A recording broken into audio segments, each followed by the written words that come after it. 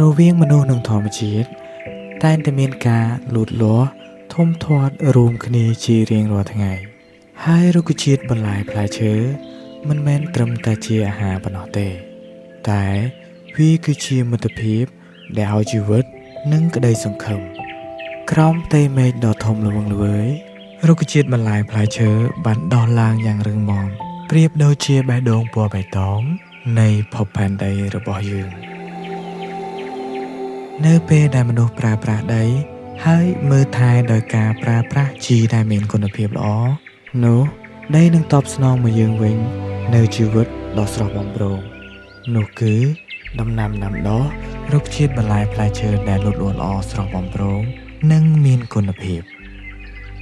ដូច្នេះហើយជីអេកូរបស់យើងតែងតែសម្រិតសម្រាំងនៅជីដែលមានគុណភាពជាច្រើនប្រភេទប្រើប្រាស់បានគ្រប់សន្តានដីគ្រប់ទីកន្លែងគ្រប់រដូវកាលហើយទាំងអស់នេះគឺជា G-Eco ក្រុមហ៊ុន G-Eco មានលក់ជីគ្រប់ប្រភេទដូចជាជីគ្រាប់សេរីរាង្គ Eco ជីទឹក Eco ជីកំប៉ុស្តដីដាំជូងអង្កាមនិងស្រកីដូងមិនត្រឹមតែប៉ុណ្ណោះយើងក៏មានលក់ម៉ាស៊ីនផលិតជីគ្រប់ប្រភេទគ្រប់ទំហំគ្រប់ខ្នាតតាមតម្រូវការអតិថិជន